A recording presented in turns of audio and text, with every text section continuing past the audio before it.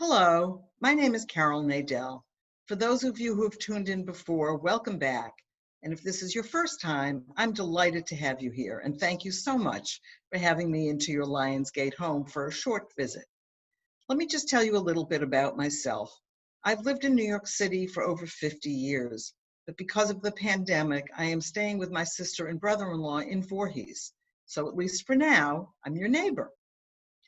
Over the past several years, I've enjoyed writing short personal essays about many aspects of my life.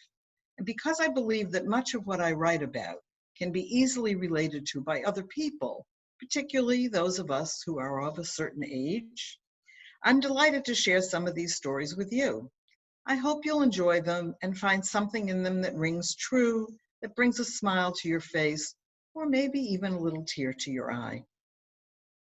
The two stories I'm going to read today have one major thing in common. They are both about my emotional attachment to small items from the past. In one case, from my own personal past, and in the other, from a past that is not my own, but to which I am nonetheless intimately connected. As I read these pieces, I have a hunch that you may think of similar experiences in your own life. The first piece I'll read is about a seemingly inconsequential item, which, almost to my own surprise, ended up packing a major emotional wallop for me. I call this framing my story. Framing my story. The delicate picture frame is almost as old as I am. It is made of real wood of a light gray tone, perfectly suited to the muted shades of the formal portrait it once held. That photo was taken more than 7 decades ago, when I was not yet 2 years old. The photo is not really black and white, not really color, and not really sepia. Its hues are soft and soothing, just what must have been needed as the country emerged from the horrors of a long and brutal Second World War. The photo was part of a grouping, along with similar portraits of my older brother and sister, taken on the same day.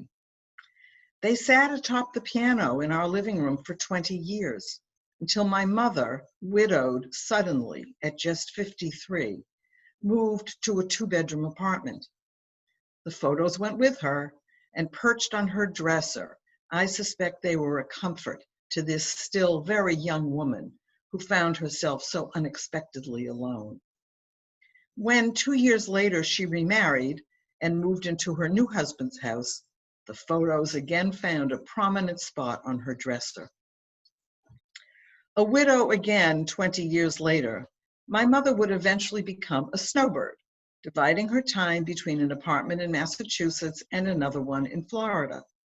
And when she made the journey back and forth, she was always accompanied by those 3 photos of her children in the soft gray frames. They became snowbirds too.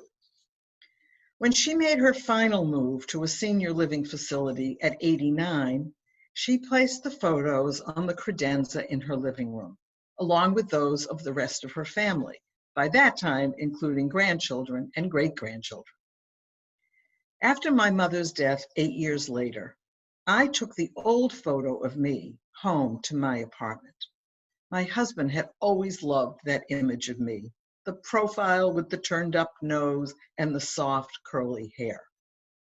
And so the photo moved from my mother's credenza to my husband's dresser, where it joined the smiling faces of his children and his long deceased parents. And after my husband's death 5 years ago, that little girl with the turned up nose continued to smile down on me, a reminder of the now long arc of my own life. The burgundy velvet backing of that soft gray frame became worn and discolored with age, but it still recalled an earlier time before everything was made of cardboard and manufactured in China. The tiny nails that attached the backing to the frame spoke of permanence. The frame seemed to promise it would hold that photo intact forever. But 70+ years proved to be too much for the easel leg designed to hold the frame upright. It hung aimlessly, separated from the backing, and the frame only stayed erect when I leaned it against those on either side of it. I kept telling myself it would just be too difficult to find a new frame that would accommodate the oddly sized photo. But the truth is that I couldn't imagine parting with that frame. It was a link to my past, to that little girl with the pug nose and huge smile who had her whole life ahead of her. And it was a link to my mother, who had caused the photo to be taken and placed in that delicate frame, and who had carried it with her to multiple homes for well over half a century. And finally, it was a connection to my husband, whose smile I could still see as he looked lovingly at that little girl who would become his wife. But when the frame toppled over several times in one day, I finally made my way to the local art supply store, where I found a serviceable, though not elegant, frame of just the right size. It isn't the soft gray of the original, and it certainly does not have a velvet backing, but it stands upright on its own, still on top of my husband's dresser, which is now filled with my clothes. An hour or so after placing the old frame in the blue plastic bin in my apartment building's trash room, I rushed to rescue it. Sending it to a recycling plant felt like abandonment or betrayal. Of my mother? Of my husband? Of the little girl in the photo? I'm not sure. But for now, the empty frame with the broken, detached backing sits unseen on a shelf behind a closed door in my living room cabinet. I somehow am not quite finished with it yet. The next piece is about a cherished item that goes back even further in time, and as I mentioned, was not even initially part of my own life. This one is called The Gift of a Locket. The Gift of a Locket. It was a delicate gold locket with the letters T.S. in swirly calligraphy etched on its shiny surface. The lonely widower with the angular face, deep-set, tired eyes, and untamed salt and pepper beard had somehow saved enough money to purchase this gift for his beloved daughter, now thousands of miles away. Just 20 years old, she had been raising her 4 young siblings since the death of their mother 7 years earlier. T.S., the initials, Tova Stavitsky. Maybe, her father thought, this small trinket could restore a smile to her beautiful cameo-like face, or ease her burden for even an instant. It was the early 20th century. Anti-Semitism was spreading insidiously across Europe, even in his home, Poland, once the most tolerant country on the continent. This father of 5 understood he would one day have to find a safer place for his family. So, promising his children he would return, he found his way from the small, isolated shtetl of Spezgoa to the shores of the United States. There, he carved out a small space for himself in a cramped tenement apartment with relatives who had already made the arduous journey and settled in Philadelphia. During his few months' stay, he loaded groceries onto push carts and delivered Yiddish language newspapers to other tenement dwellers, anything he could do to earn a few dollars.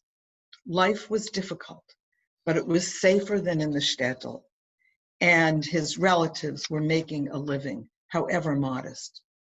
Now that he knew he could at least scratch out a living here, he was determined to return to America someday with his beloved family. For now, though, he just needed to go back to the children he had left behind. As he made plans to return to Poland, he began to worry about thieves or immigration officials forcibly separating him from the precious necklace he had purchased. He decided not to pack it in his small satchel. Instead, he removed one of his heavy, well-worn shoes, carefully placed the locket inside, put the shoe back on, and laced it up tightly. And that was how he traveled all the way back from the United States to the small village where his children awaited his return. Under the weight of a grown man's foot, the delicate locket suffered some blows. There were indentations that could never be repaired and scratches that no amount of buffing could eradicate. But the letters T.S. defiantly retained their luster. They would not be erased. They would not be ignored. His daughter, eyes finally smiling, looked as beautiful with that locket around her neck as her father knew she would. Many years later, the girl whose initials were on that locket would have a son. He would become my husband. Mother and son are both dead now. But today, the locket sits in the jewelry box on my dresser, an unbreakable connection to the brave man I never met, who crossed an ocean with a gift for his cherished daughter hidden in his shoe. Well, that's it for now. Maybe these pieces spark some memories for you of your special belongings or those that were handed down to you. In any case, I hope you enjoyed the stories, and I thank you so much again for spending this time with me. I hope you have a great day. Bye-bye.